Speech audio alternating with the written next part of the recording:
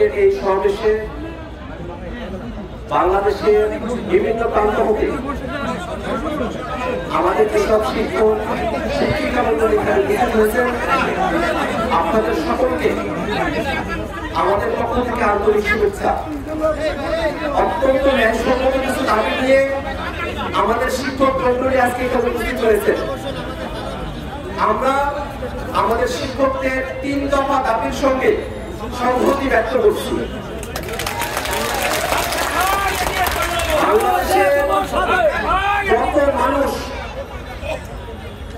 সাক্ষরতা অর্জন করেন, ন্যূনতম সাক্ষরতার মানদণ্ড যাদের হাত ধরে নিশ্চিত হয়, সেই মানুষেরাই আপনারা আমাদের সামনে এখন উপস্থিত হয়েছেন।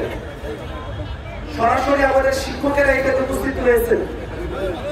বাংলাদেশের শিক্ষক সমাজ, বাংলাদেশের শিক্ষার্থী সমাজ দীর্ঘ সময় ধরে অবহেলিত অবস্থার মধ্য দিয়ে তাদেরকে দিন যাপন করতে হয়েছে।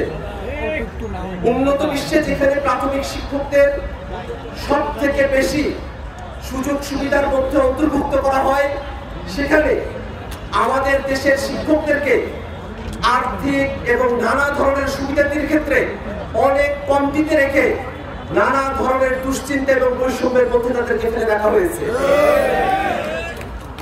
প্রাথমিকের শিক্ষক থেকে শুরু করে মাধ্যমিক হয়ে কলেজ পর্যায়ে এবং বিশ্ববিদ্যালয় পর্যায়ে পর্যন্ত শিক্ষক নিয়োগ থেকে শুরু করে নিয়ে প্রত্যেকটা বিষয়ে আমাদের জনগোষ্ঠীর শিক্ষক অংশকে যে বৈষম্যের শিকার হয়ে আসতে হয়েছে, এই বৈষম্য সহ বাংলাদেশে যত ধরনের বৈষম্য রয়েছে সবকিছুর বিরুদ্ধে 24-এর গণঅভ্যুত্থান সংঘটিত হয়েছিল। বৈষম্যের বিরুদ্ধে যে গণঅভ্যুত্থান সংঘটিত হলো, তারপরে রাষ্ট্রীয় পর্যায় থেকে আর কোন ধরনের বৈষম্য বাংলাদেশে থাকবে না, এটাই আমাদের প্রত্যাশা। অতএব সরকারের কাছে আমরা আন্তরিকভাবে আহ্বান জানাই, শিক্ষক সমাজ আজকে জাতীয়করণকৃত প্রাথমিক বিদ্যালয়ের যারা এখানে উপস্থিত হয়েছেন এবং বিভিন্ন সময়ে আরো অন্যান্য শ্রেণীর শিক্ষকরাও এই শহীদ মিনারে এবং ঢাকা শহরে তাদের আন্দোলনে আসতে হয়েছে। আমরা সরকারের কাছে দাবি জানাবো, শিক্ষকরা আমাদের মাথার তাজ, শিক্ষকরাই আমাদেরকে গড়ে তোলার হাতিয়ার, শিক্ষকরাই আমাদের দেশ গড়ার কারিগর। অতএব আমাদের শিক্ষকদেরকে তাদের ন্যায্য দাবি দেওয়া নিয়ে যেন আর রাজপথে আসতে না হয়।